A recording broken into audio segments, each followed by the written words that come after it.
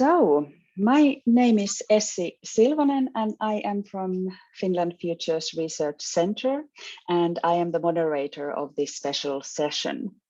And I wish you, our conference guests, a pleasant morning from Turku, Finland. Especially, I wish a good morning for our speaker, Professor William Halal, who is joining us today from Washington, DC, and truly has an early morning. What is the time there, William?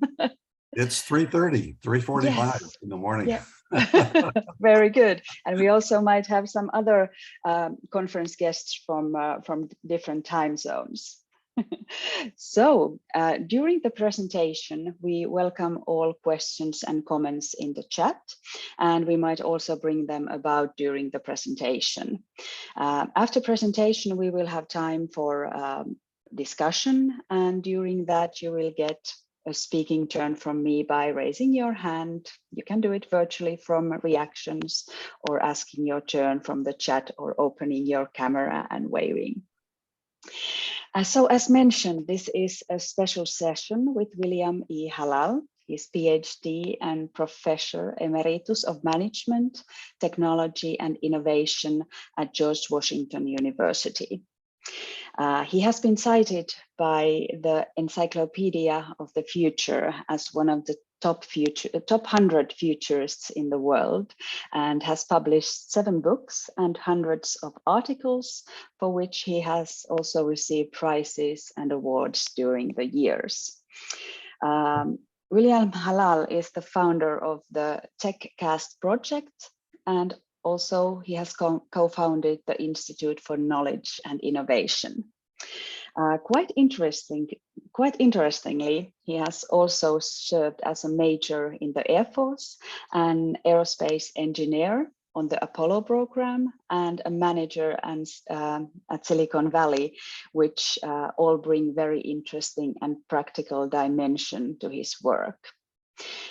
Today, Professor Halal is here to speak to and with us about his latest book, Beyond Knowledge: How Technology is Driving an Age of Consciousness. The book has received several 5-star reviews in Amazon and has been called as the intellectual manifesto of our times and a masterpiece of human thought.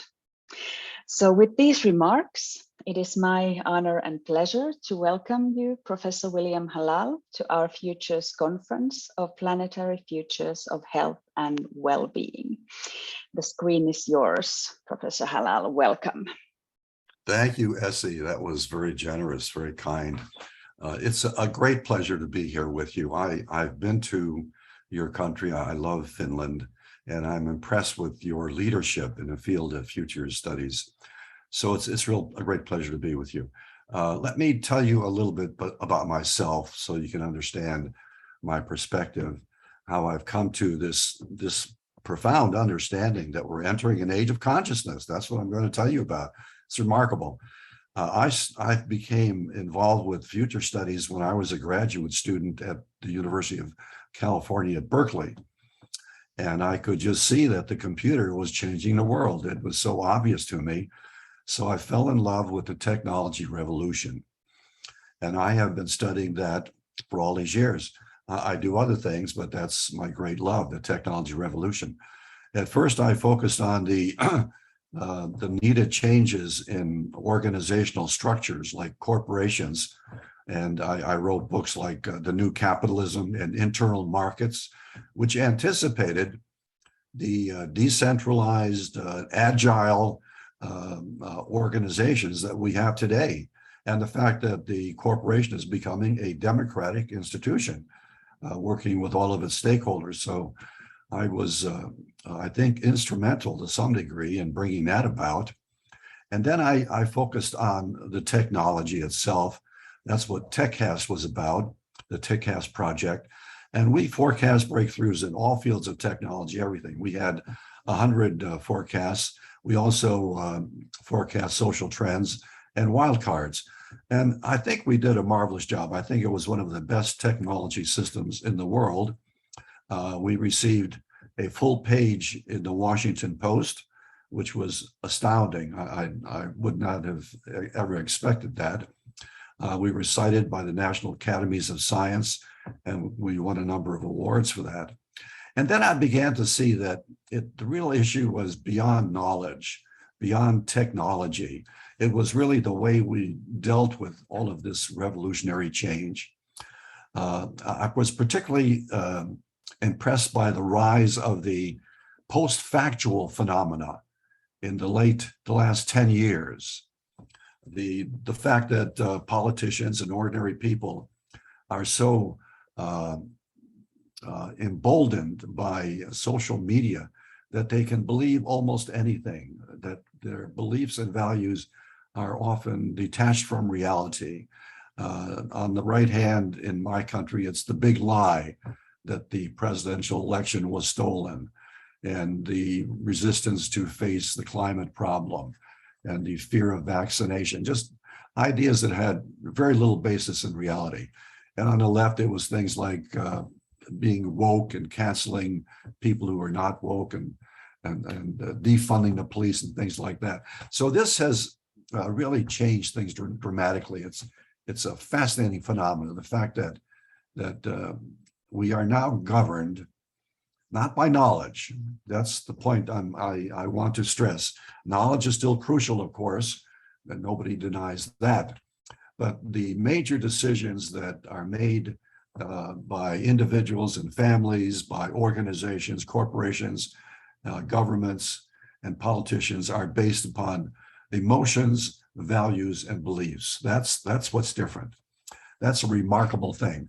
That's always been true to some extent, of course, but now it's just exploding with the digital revolution. I'm going to explain how the digital revolution is driving this rise of higher consciousness, subjective consciousness.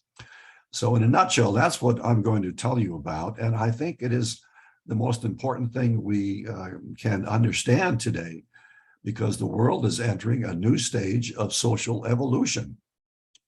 It's here. It's not in the future. We are in an age of consciousness now, I'm going to show you. And it has profound implications. And we're going to explore those implications here in the next hour and quarter. And I want to focus on your thoughts about all of this, because there is great uncertainty here.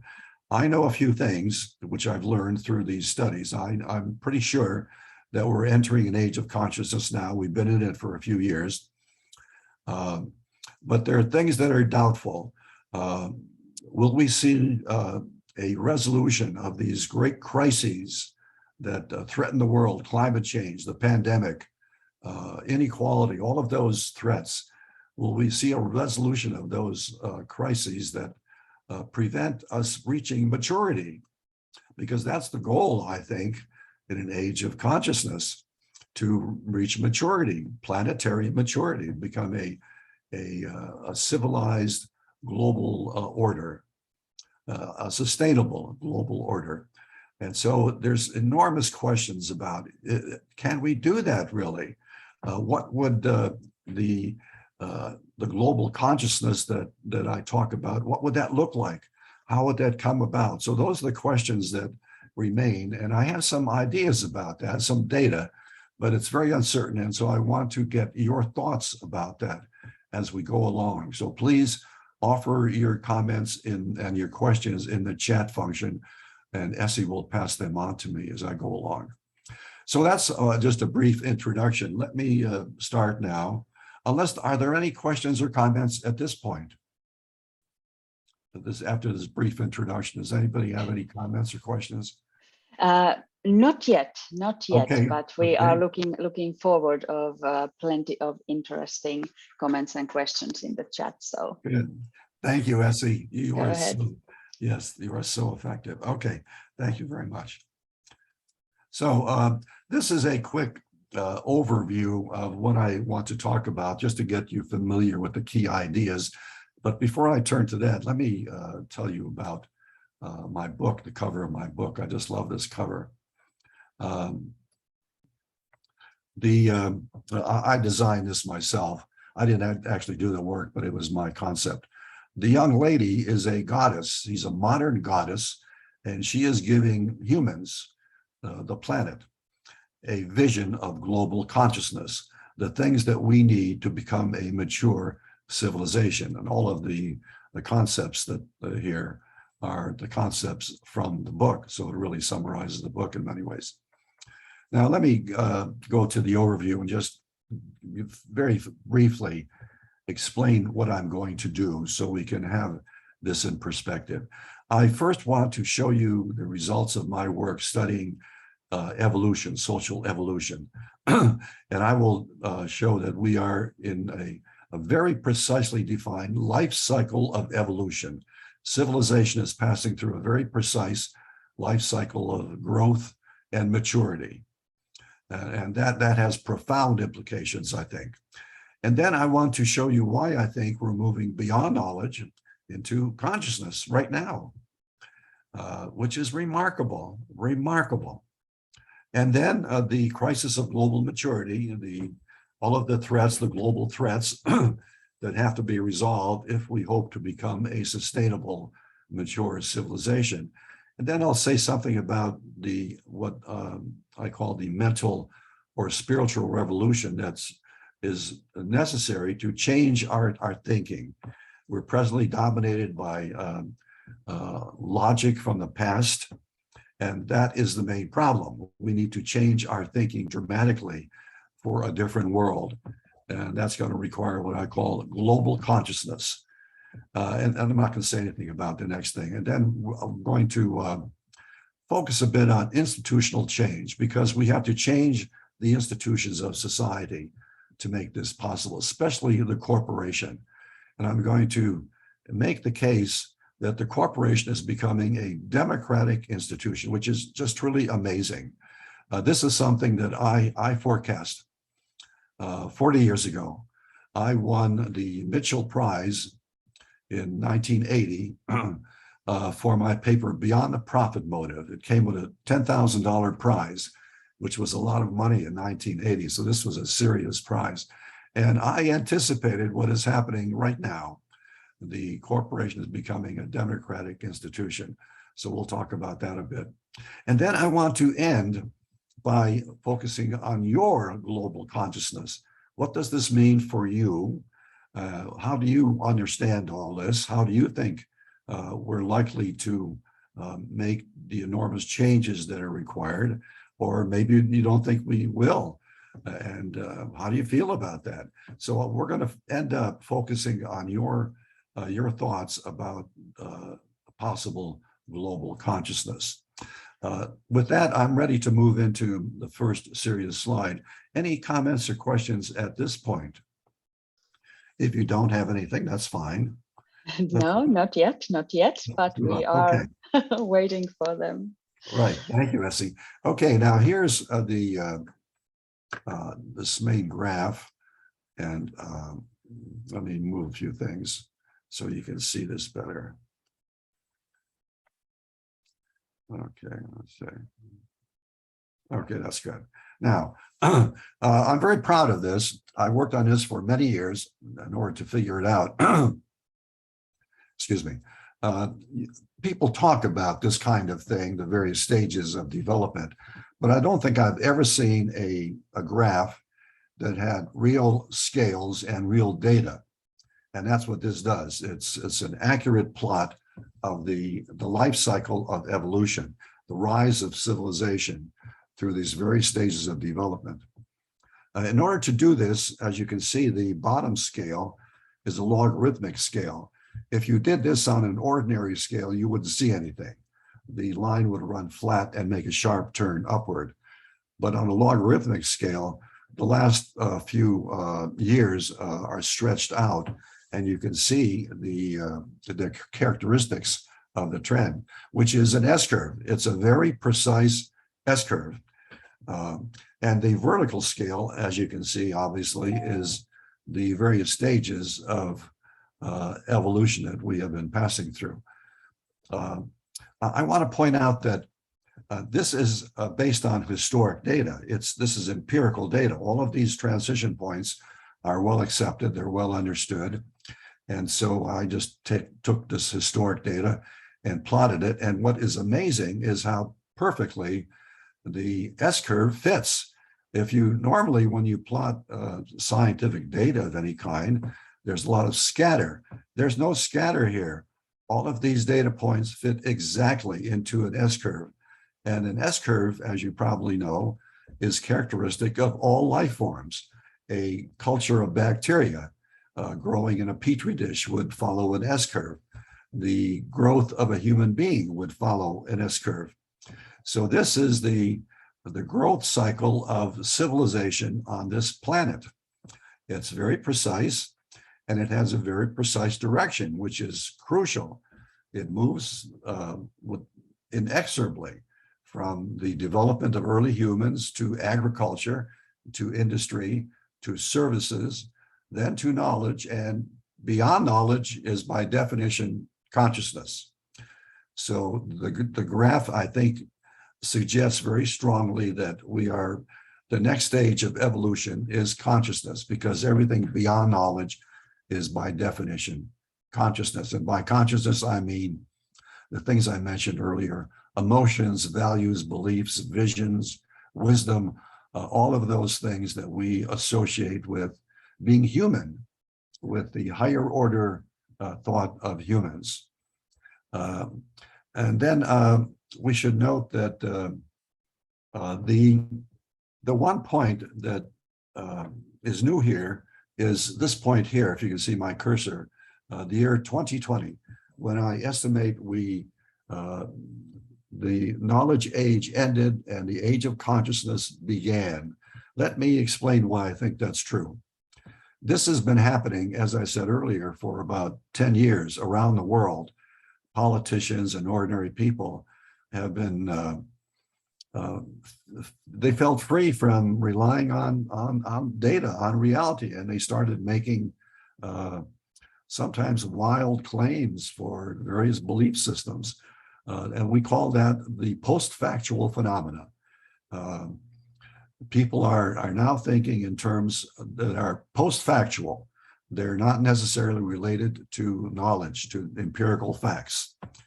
So that is a remarkable thing. And I think the year 2020 was the critical period at which this became markedly clear, because that was the time when in the United States, our government experienced a political insurrection, an attempted coup d'etat. And it's being studied now intensely, but this was a remarkable thing. This had never happened in the United States, and the fact that it would be attempted at all is a reminder of how powerful these post-factual forces have become. So that's when I attribute the ending of the knowledge age and the beginning of an age of consciousness, the year 2020, when we saw the political insurrection in the United States. And then at some point, in just a few years, I think, we are likely to see a revolution in thought, because every stage in development has been driven by a revolution in thought. And so, the agrarian revolution, the industrial revolution, and so forth. And so I think we're likely to see a mental spiritual revolution around the world. And our best estimate, based on the work we've done at TechCast, is the year 2030, plus or minus 5 years. And that would kickstart the age of consciousness. And then I think we would be moving toward a unified world roughly about 2050, plus or minus 10 years. That's my best estimate on that. So this is a quick tour through the life cycle of evolution that has governed life on this planet. It's science-based. It's what we would call a model, and we can use this model to anticipate what is likely to come, the age of consciousness. I think I've said enough about this. Let me stop here, and I know you will have questions and comments about this, because it's bold. It makes some strong claims. And so what are your thoughts? What questions do you have about this? Or maybe you have comments about it. please give Essi your questions. Yes, we invite all questions to the chat. One question I would like to ask is you mentioned rise of great religions as the takeoff point. Yes. And what has been, can you elaborate a bit, what has been its role and how will you see that evolving in mental spiritual revolution? Yes, that's a very good point. It's remarkable that the rise of civilization through these later stages of development happened so quickly. It's remarkable. Just 10,000 years, the great religions appeared. Somewhere between 500 BC and 600 AD. Christianity, of course, was zero. Let's see, the great Buddha, I think, his life took place, I think that was 500 BC. Islam appeared about 550 AD, I think. So all of the great religions appeared just about at this first inflection point in the life cycle of evolution. That tells us, I think, that religion serves an essential purpose, that we would not have seen the rise of civilization without religions. Religions give a society a sense of purpose. They give it a coherent ideology, a framework for thinking about who they are, and a way to discipline people, to motivate people. And so religions, I think, were necessary for the rise of civilization. That's what I think this illustrates. It also suggests what's happening right now, because now what we so badly need is something like that, a belief system of some kind for the entire planet, not just for individual groups of people, but for the entire planet, because any society has to have a belief system. It can be anything. It could be atheism. It could be communism. But a society has to have a belief system in order to function. And now we need a belief system for the entire planet so that we can operate as a sustainable civilization. So in a way, what's happening now is the culmination of the rise of the great religions, because they were the first technology of consciousness, the first attempt to change consciousness.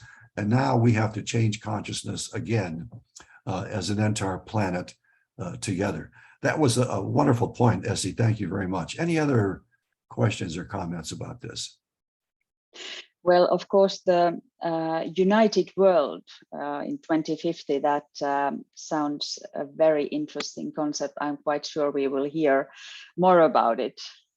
Yes, yes. Controversial. That's right.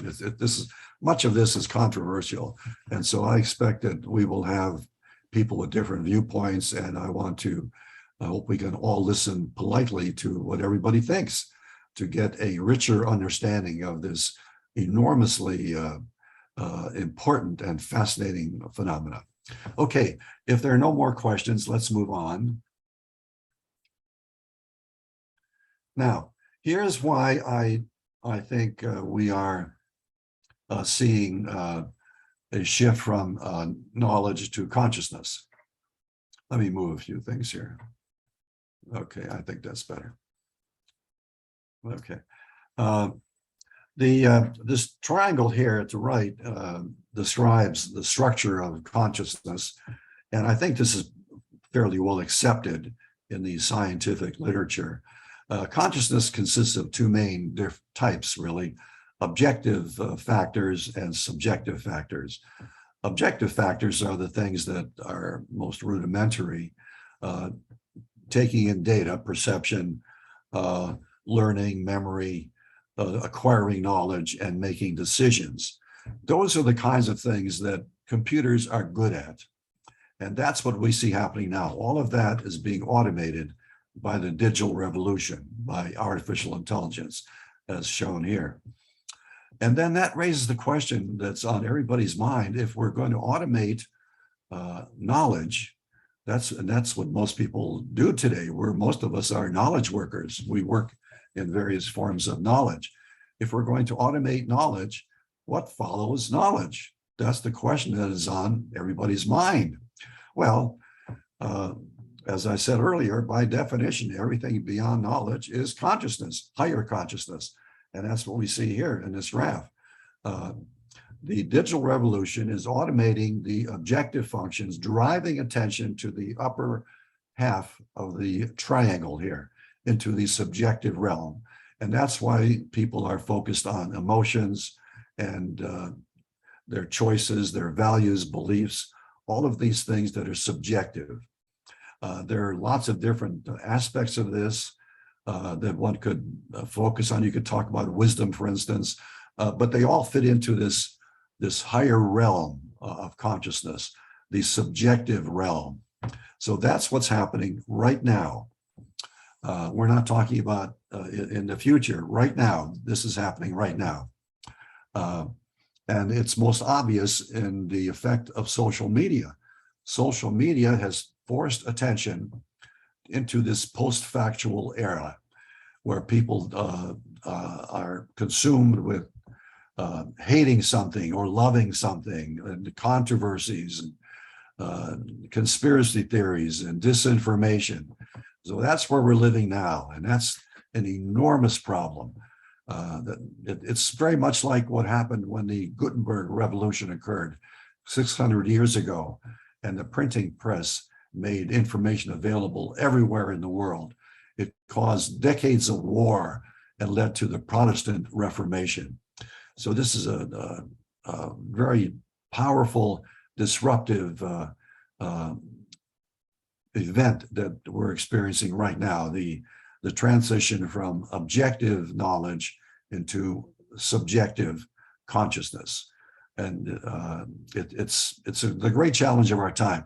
This is why it's hard to get governments to work effectively, why we're in gridlock, because we have all this emotion and controversy, and we can't reach decisions very, very easily. So this is the big event of our time now.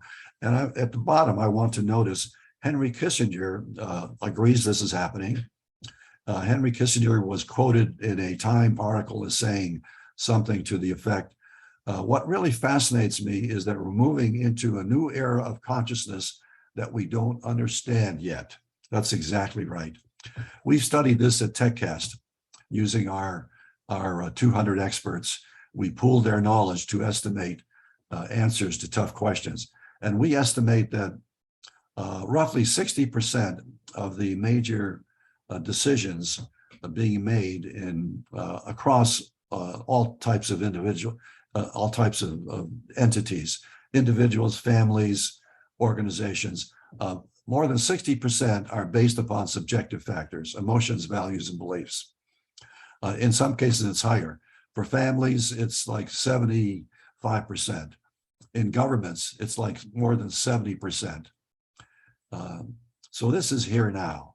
We are living in an age where a post-factual age, where emotions, values, and beliefs dominate attention. And the challenge is to make sense out of all that, to unify all of that controversy into some kind of a coherent global belief system that can produce a sustainable civilization. Now, I know you will have questions about this as well, so please give us your thoughts, your questions, your comments.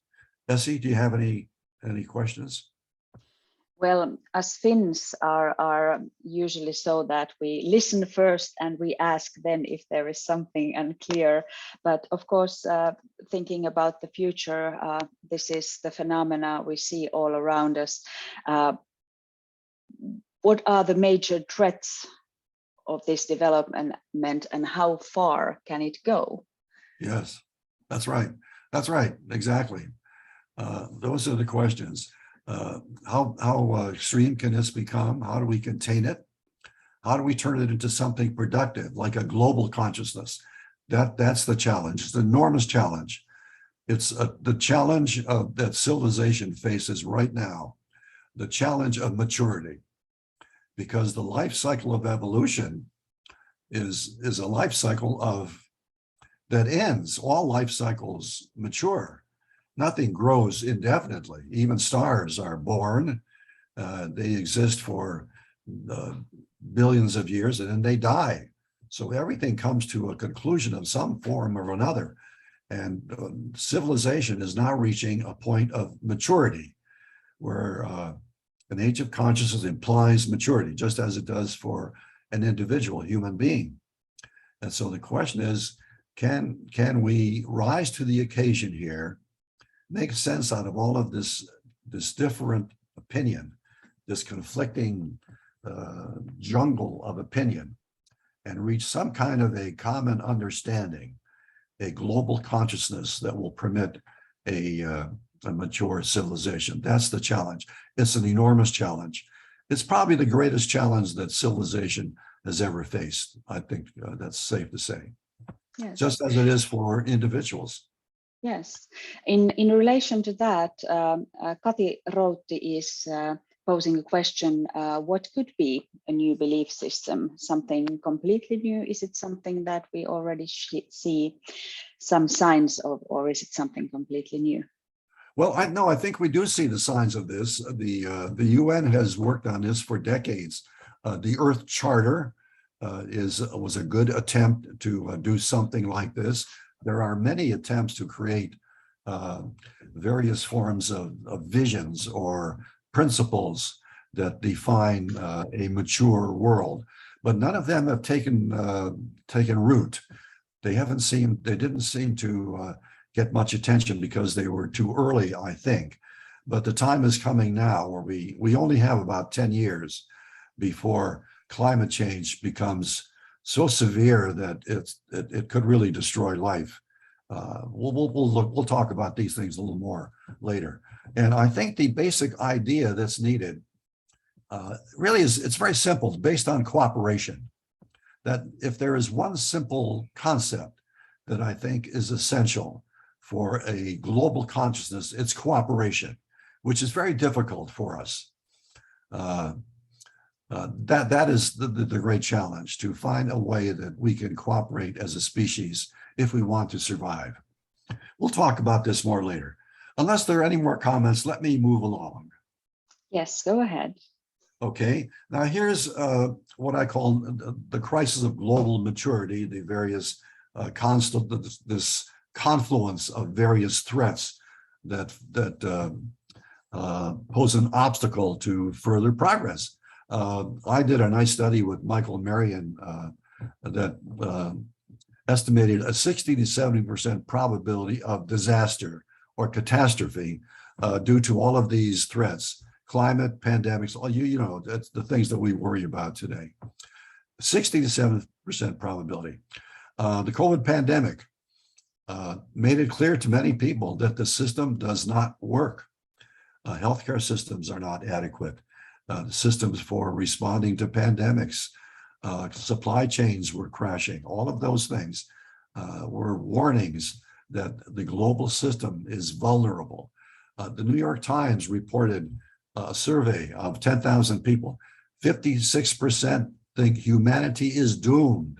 When I give these talks, I usually have at least 2 or 3 people who get very agitated and say, it's too late. We should have done this years ago. Climate change is beyond our ability to resolve the problem now. These people are disturbed. They think that we've squandered our opportunity to solve the problem. That's how desperate some people feel about this. It's only 56%. I don't know what the other 44% thought. Some of them probably thought it's not a problem, but a majority are this worried that they think humanity is doomed. And then the UN issued a special report just recently warning that we're likely to see a total societal collapse unless something is done about climate change in about 10 years. A total societal collapse. So this is serious. This is a crisis. It's a crisis for the entire planet.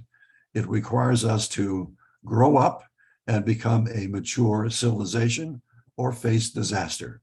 Any comments or questions about this? Okay, let's move on. Yeah, let's move on. Okay, let's go Oh, on. let's move on. Yeah. Yeah. Why is everybody so quiet? I'd like to hear from you people. Please tell Well, me what you're thinking. we are warming quite slowly. We are Finns. Okay. We first listen. But you know, the thing I'm wondering here is that of course we have now seen the COVID pandemic. Now we have this war quite close here in Europe. We have financial Yes, that's right. collapse coming. So is this the point where we don't get to stabilize the system without new means? So are we Exactly. now facing that at the moment? So it's not something in the future, but it's right now. How do you feel? That's very well stated, Essi. You're exactly right. That's exactly it. And I think most people understand this. If you stop people on the street and ask them, do they think that the present world order will sustain itself? They'll say, no, they don't. Most people probably understand that we can't continue what we've been doing. I think the understanding is widespread. Let's move on. Okay, now here's what I mean by a mental spiritual revolution. First, I just want to remind you that I made the point, all stages of evolution are driven by revolutions in thought. For instance, the industrial era was made possible by the Protestant ethic. If you are familiar with the work of Max Weber, the great German sociologist who attributed the rise of capitalism to the Protestant ethic, which is what we think of as economic man. And that's a set of simple beliefs that has governed really the world for the last 100, 200 years. One, you focus on your self-interest, first of all, self-interest. You focus on making money, and you save that money to develop more power. And so I think it's accurate to say that, generally speaking, behavior for the last 100 or 200 years has been based upon the principles of self-interest, money, and power. And that has worked. That has created the world we have today. And it will probably continue to be true in the future. There's no question about that. But those beliefs have to be supplanted with other beliefs of cooperation, of interdependence, the ideas that we're going to describe in global consciousness. So those old beliefs are still useful, of course. People are going to behave that way, but we also have to learn to behave in a way that is in accordance with a global consciousness. And I will make that point. Now, so all stages driven by revolutions in thought. It's and the very fact that we're in an age of consciousness implies maturity, global maturity. That's the challenge here. It's very much like the challenge that young people face when they become adults. Teenagers faced a difficult challenge of learning how to behave in an adult world, and they don't know how to do that. And that's why they get into trouble sometimes with drugs or with bad behavior or crime or whatever. But at some point, the pain that they experience becomes so severe that they finally resign themselves to reality, and they become adults. They decide what they want to accomplish. They set some goals, and they can become practical and developing ways to achieve those goals, whatever they are. So that's the normal crisis of maturity that humans go through, and the world is going through something similar. It's very much like that same crisis of human maturity, only on a much bigger scale. As a planet, we have all the power to destroy the world, but we don't know how to use that power collectively. We have to learn how to cooperate as nations and corporations, and how to be respectful of the earth so that we don't destroy the foundation of life and so forth. I'll say more about that later. And here's some trends that are moving in this direction: the Me Too movement, Black Lives Matter, the Great Resignation. 5 million Americans quit their jobs during the pandemic because they were unhappy with the working conditions, and it's caused employers to reconsider the way jobs are structured. I was pleased to see that I think 140 nations have agreed on a corporate minimum, corporate tax around the world to make it impossible for corporations to hide their income in tax havens. The way much of the world came out in support of Ukraine is amazing. That is an example of global consciousness. And that is what's making it possible for the Ukrainians to fight off the Russians so effectively, because they have the support of Europe and of many other parts of the world. And they're getting the weapons and the material that they need and the emotional support. And then I'm going to talk later about the rise of democratic business, which I think is revolutionary. This single change could have a dramatic effect in changing the entire world, but I'll talk about that later. And here's a forecast that we did at TechCast. It shows that it's very simple. It's only a sample of 29 people, and it suggests the year 2030 is the most likely year when we will see a global consciousness at the leading edge among the media, corporate leaders, government leaders, that kind of thing. I think that's a pretty good forecast. We estimate the probability to be low, unfortunately, about 50%. So there are serious doubts out here. There are serious doubts. This is not going to be easy. This is going to be a very difficult thing to do. Any comments or questions on this? Yes, we start warming up here as Finns. There is a question from Kirsti-Liisa Virta about how about mental or spiritual revolution in Africa and Asia? Well, if it happens in the developed world, I think it will spread to the developing world. I think it will help them make the same decision, I think, because the world is pretty well connected these days. And what happens in the developed world finds its way into the developing world. That's the hopeful view. That doesn't have to happen, but I think it could. It's a good question. Thank you so much. Yes, it's an excellent question, because we are talking about global, but still I see that I recognize that here living in Finland, it is very hard to understand the real global, all the dimensions of it. So we really don't have the insight, even with all the communication means that we have nowadays. We don't have the kind of insight and understanding to the life in different continents, different kinds of cultures, and especially in Africa. So that's also brings about the question about the individual level of this global united world. How much can we as individuals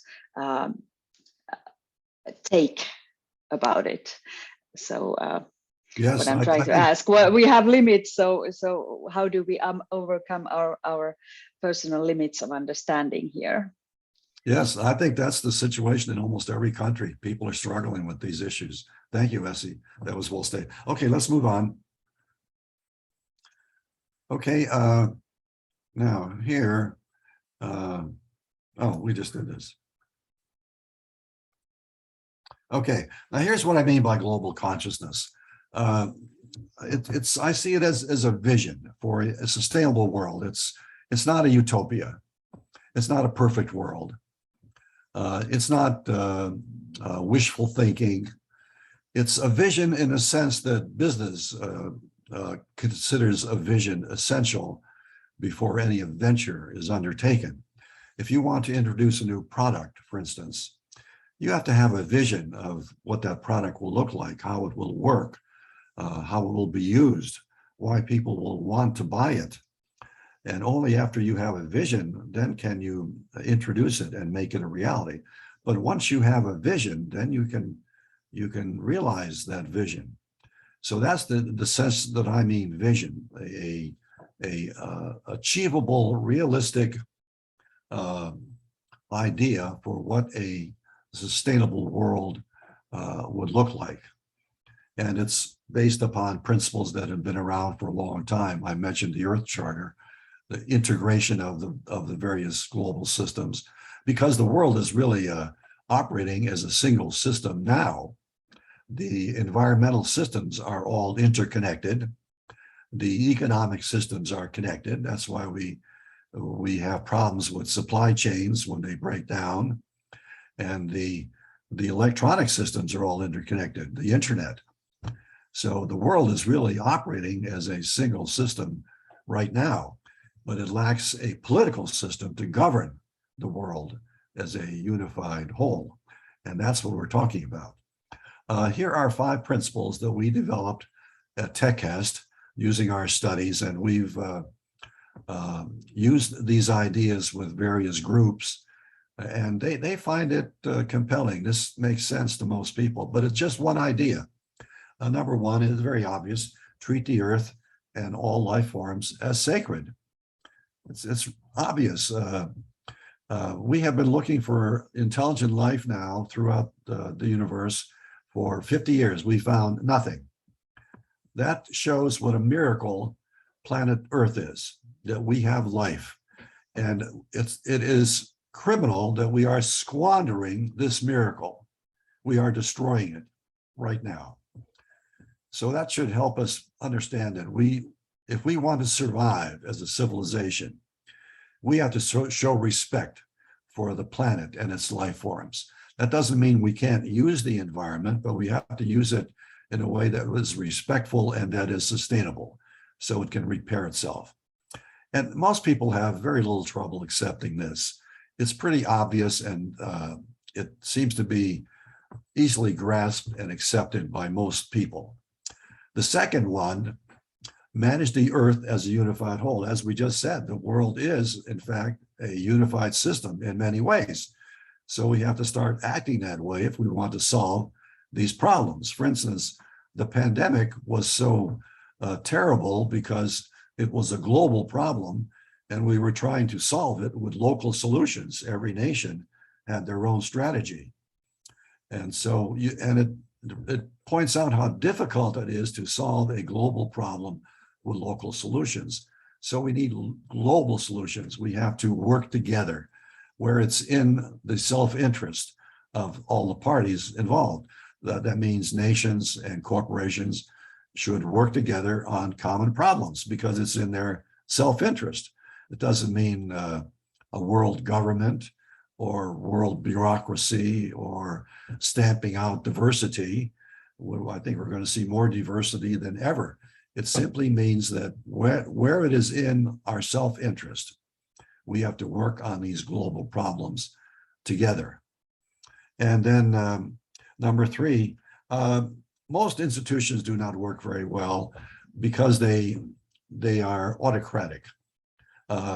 Democracy and free enterprise, we know, are the foundations for modern civilization, but we don't use them very well in organizations. The corporation, for instance, has certainly not been a democracy, and it hasn't even been very much of an enterprise system within its own boundaries. It may compete with other corporations, but within the organization itself, most activity is dictated from the top down.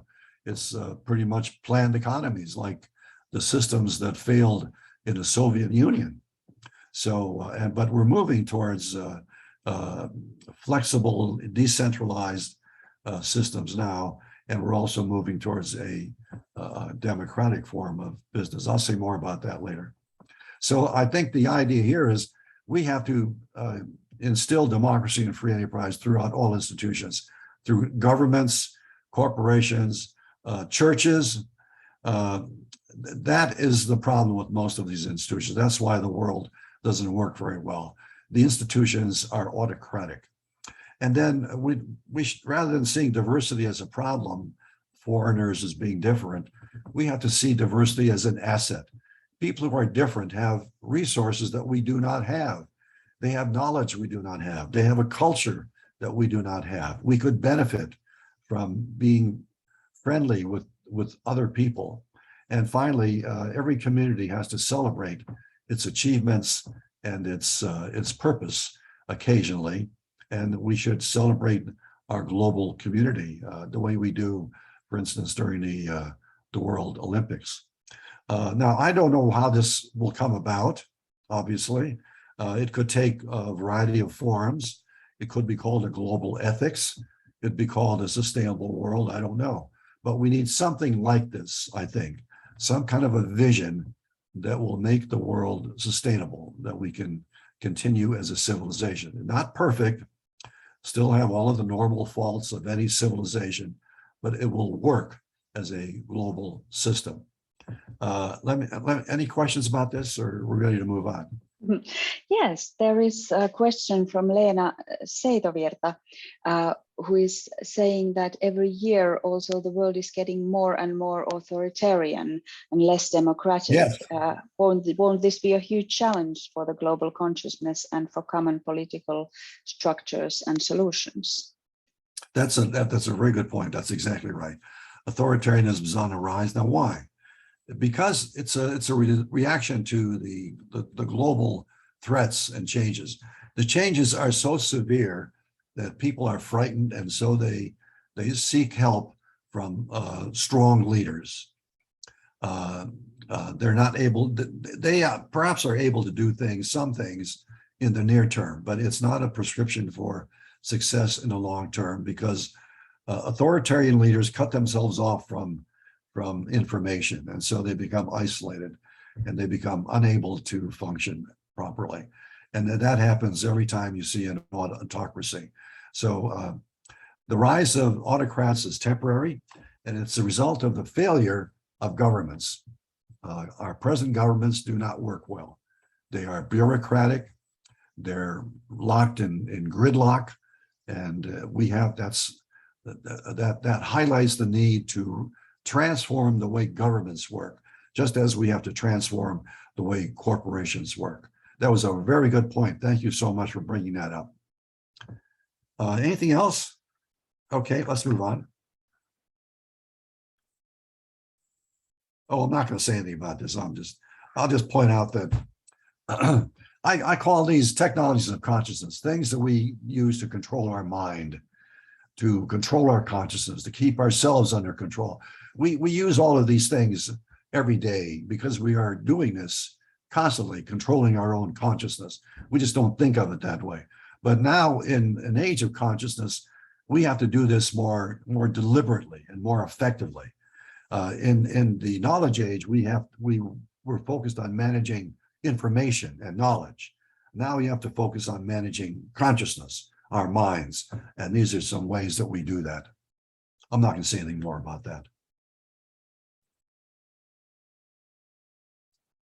Okay. Oh, whoops. Okay. Transforming institutions. This is important, I think. And the corporation, I think, has a special role to play, because the corporation is the most powerful institution in the world. And what has happened is amazing. 2 years ago, the Business Roundtable in the United States agreed to abandon shareholder primacy or shareholder supremacy. That is the belief that the main goal of business is to make money for shareholders. That belief has now been abandoned. That is an amazing decision, just amazing, because that has dominated business life for almost 200 years. It's truly revolutionary. And business is trying to deal with that now. They're trying to work with their various stakeholders. It's being called, usually it's been called ESG, environment, social, and governance. But I don't think that really gets to the heart of the matter. What we need to do is to think of the corporation as a socio-economic system, which it really is. It's a system consisting of 5 primary resources: the shareholders who provide the money, the capital, the employees who provide the labor and the skill, the customers who provide the purchasing power and who use the services, the suppliers and distributors, and the governments. And if you see the corporation that way, it becomes obvious that the thing to do is to integrate the work of all 5 of those groups into a more productive whole, to manage the system as a quasi-democratic system. That doesn't mean that employees vote for the president or anything like that. It could, but it mainly means that the executives have to become servant leaders, where their job is to bring together the various constituencies and have them work together for the common good of the organization as a whole. And that can be far more productive for everybody. So the ability to cooperate, to solve collaborative strategic problems that increase value would be a boon to organizations of all types. They would be able to serve the needs of their employees and customers far better, while perhaps making more money with less risk, because now the major sources of uncertainty and risk, the employees and the customers, are part of the system. You are collaborating. Management's collaborating with employees and customers so as to minimize the risk from those sources. So this could be good for everybody, I think. It could be an amazing thing. And it could form a model of cooperation for society as a whole. Business really sets the tone for most of society. So if the corporation becomes a cooperative democratic institution, that would encourage a change in the culture and the understanding of society at large. So I think this is a remarkable thing that's happening now. Government has somewhat the opposite problem. Governments are bureaucratic, too autocratic. They have to learn to become entrepreneurial. And the way to do that is creating managed markets, which is another topic. It's kind of hard to describe. A good example would be healthcare. Healthcare could be a system governed by bureaucrats, but a system of markets that allows healthcare systems to compete within that system. So and education is being done the same way in the United States. Public schools now compete with charter schools. It's very healthy, and it tends to make government more entrepreneurial, leaner, more responsive to people. So I think that could be a revolution in the way government works. And all of these institutions have to change. Healthcare, the Catholic Church, I'm a Catholic. The Catholic Church is in a terrible mess, not only from the abuse of young children, but because they still exclude women from participating in a church. And it's an outmoded institution. It has to change dramatically. So all of these institutions, I think, have to change. And I think the key is to introduce principles of democracy and enterprise throughout the institutions. Any comments or questions about this? We're getting ready to wrap up here. Yes, well, one question about institutions. Can you think of some institutions that are leading the way or on their own example? Who could we look into more in detail? Well, in every nation, there is a small avant-garde of corporations that have always worked this way. In Spain, it's the Mondragon. In Germany, it's labor management control of corporations. In France, it's self-determination or something. So most in the United States, there are dozens, maybe hundreds of corporations that have always been doing this. So it's always been here, but it's been relegated to the margins because it's been considered radical. The mainstream has been so focused on making money. But so we know how to do this. Some corporations in particular are, a good one is Ikea.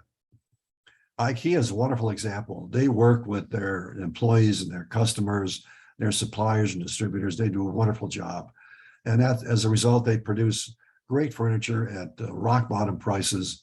And there are lots of others. In India is the Tata Group. In the US, it would be Johnson and Johnson, nuclear.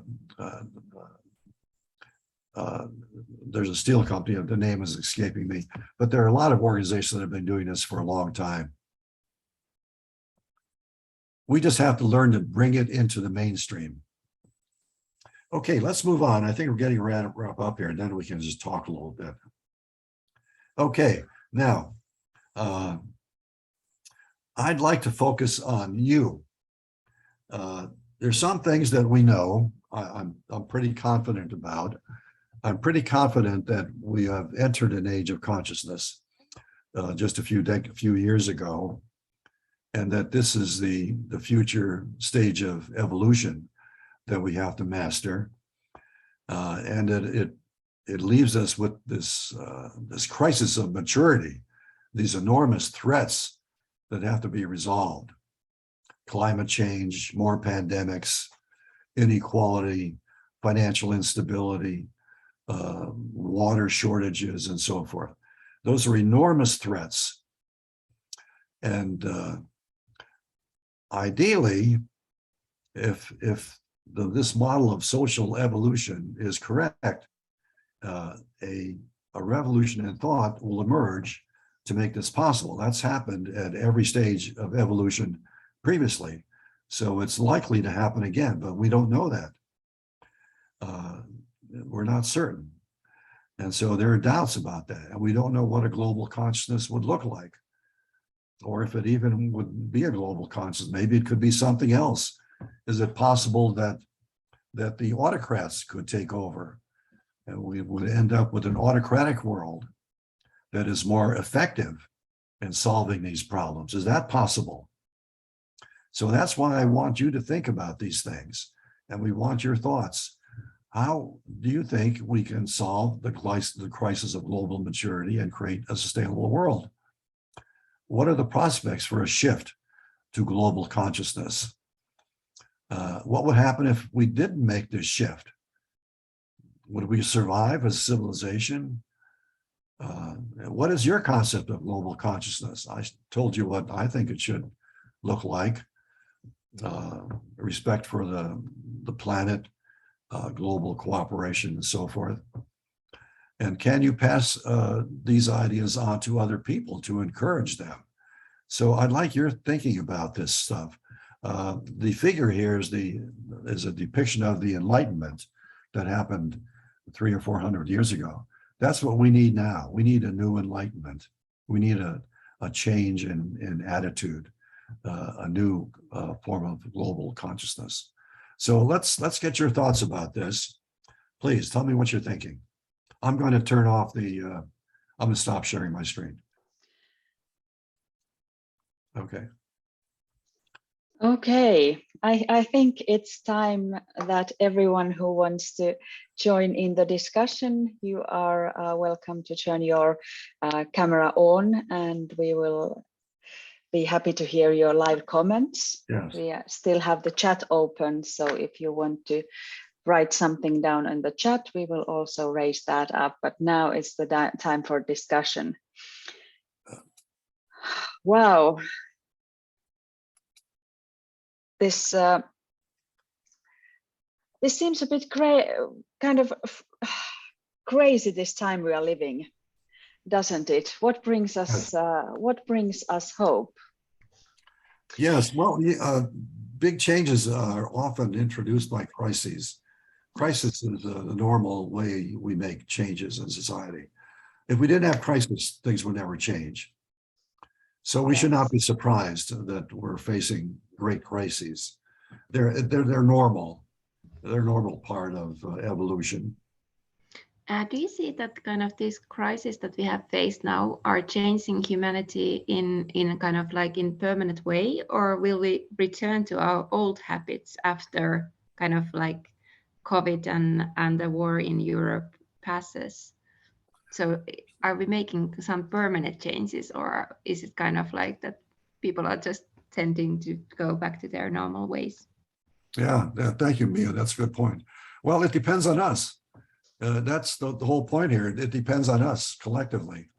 The model of life, the life cycle of evolution, is hopeful because it suggests that the normal progress would go through the various stages and then reach the final stage, consciousness, and that would also proceed normally.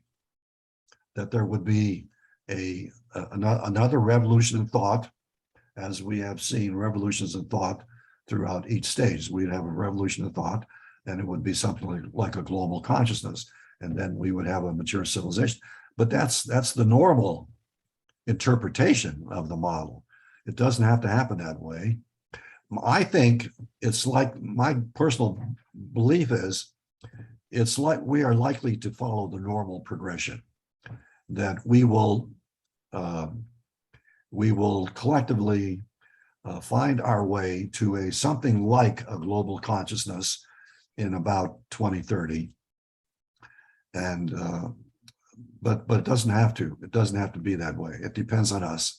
We have to understand this, and we have to start acting on it. We have to require that our politicians act on it, that they start doing something about climate change, that they require corporations and governments to behave in a modern, sophisticated way along the lines we've discussed. We have to take the initiative to make our societies change. It's an enormous responsibility. I understand that. So what do you think? How are we going to do it? Does it make sense to you? Do you see it differently, perhaps? Well, Kati wrote in chat, offers one solution to be appreciation of personal growth, to question what are your goals in life? Is it money or personal growth? And then for schools and education institutions, teaching the religion and ethics. Then we have another question here about how evolution thinking can handle the overpopulation. How would evolutionary thinking, well, it's something we have to understand. We don't think in these terms. Yeah, that's true. We don't normally think in terms of social evolution, but at futurists we should. As futurists, this is the framework within which all our work takes place. This should be one of the central principles of future studies, but it's not. And I think it's very precise. It can be predicted and forecast. When I was a young professor in 1970s, I could see the beginnings of the knowledge age. The computer was starting to, we're moving towards personal computers. That was when computers filled rooms. Some of you are probably too young to remember that, but computers used to occupy an entire room, and only a few very select elites could manage computers. And that was when the first PCs started emerging. And I started telling people that I think we're going to see personal computers. And all people knew about computers was there were these huge things that occupied rooms. And they thought, gee, why would anybody want a personal computer? So it was hard to imagine a knowledge age. And here we are now. We all have, on average, 2 computers apiece. There are 16 billion PCs, laptops, and smartphones in the world for 8 billion people. So we have 2 personal computers apiece, and we spend most of our time staring into screens. So this was hard to imagine 30 years ago, but here we are. we are now living in the knowledge age. And Yes. something similar is going to happen in the age of consciousness. And it's very hard to anticipate, just as it was hard to anticipate the knowledge age in the 1970s. It was impossible to imagine this. It was hard, but I'm trying to show you how we can imagine it, how we can get ahead of it. We can think in these terms. And I feel as confident that we will see a global consciousness around 2030. I feel as confident about that as I was that we would see the beginning of the knowledge age at the year 2000. I could see that coming. I was predicting that for 2 or 3 decades before it actually happened, and it happened right on time. The year 2000 was when all of a sudden corporations became knowledge organizations, people did knowledge work, the field of knowledge management became a hot discipline. So that was predictable. We could anticipate that. And I think we can do the same thing about an age of consciousness. But it takes imagination, and it takes courage to say things that are not commonly understood. Yes, So, it does. Lena Seitovirta shares here that 2030 seems pretty optimistic to me, and it might be that it really requires somewhat imagination and creative thinking from our point of view, but it's going to be very interesting to see because we are quite close to it already. So, well, so you know, sure. the UN position on climate change gives us just about that much time, about 10 years. Mm. They say that if the world doesn't make enormous changes in carbon in 10 years, we're going to see 3 degrees centigrade global warming, which would be devastating. It would be devastating. It wouldn't be too bad for people in your countries. The Scandinavian countries would benefit. They would become temperate zones. Russia would benefit. Siberia would become a temperate zone. My wife is Canadian. Canada would benefit. But all of the places where people live now around the equator would be devastated. Those areas would become uninhabitable. Right now, there are parts of the Middle East and India that are uninhabitable. It's too hot. People can't live there. And that's just the beginning, just the beginning. So 2030 may sound like it's optimistic, but if we don't do it within that time frame, I don't think we're going to succeed as a civilization.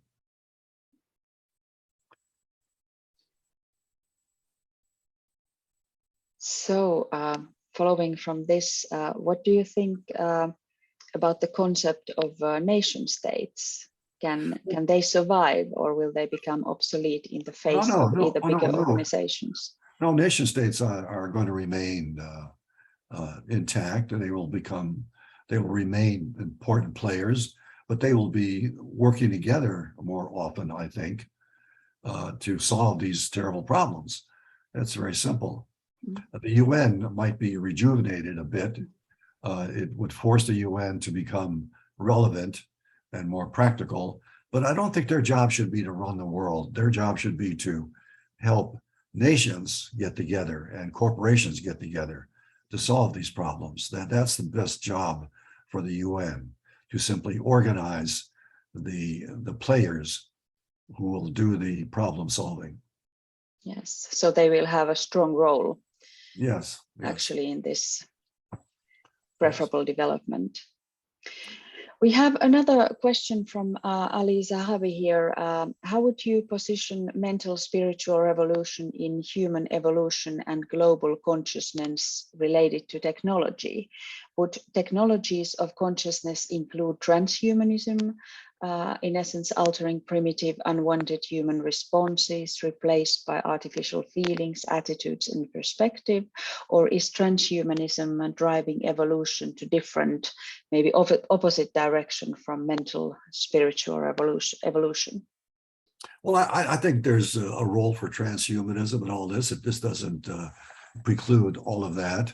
In fact, the role of artificial intelligence is, I think, pivotal in making all of this possible. The world is becoming so complicated that we can't possibly manage it ourselves.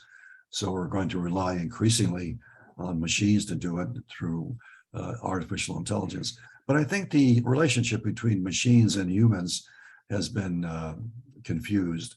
The talk of the singularity, for instance, I think is overblown. I don't think machines will replace humans, for instance. We've studied this at TechCast, and what I've learned is that people agree that the AI will be good at the objective functions. They do not agree that it will be good at the subjective functions. They think it will have to deal with those subjective functions, emotions, values, and beliefs. But humans will retain control over those aspects of AI, because those are the parts of the AI ecology that are especially critical, the values and beliefs that the systems are designed to serve. And that's how we will retain control over the machine. So I think humans will retain control over AI always. We will make sure that we retain control over it for our personal safety and to make the machines work better, because you can see what happens right now. We have early forms of AI being used, and we see all of the abuses of AI, that they're biased against certain groups of people, that they make dumb mistakes. Look at the two Boeing jetliners that crashed in Southeast Asia about a year or two ago. The flight systems failed. The automatic navigation systems failed, and humans were not able to gain control over the aircraft. So that's a warning lesson. We have to have redundant systems in AI so that humans can gain control of the system in the case of in the case of a crisis or of necessity. And I think that means we're going to have to control the subjective functions, the purposes that the systems are designed to serve. Now, that's going to be difficult. Humans are going to have to be monitoring AI systems.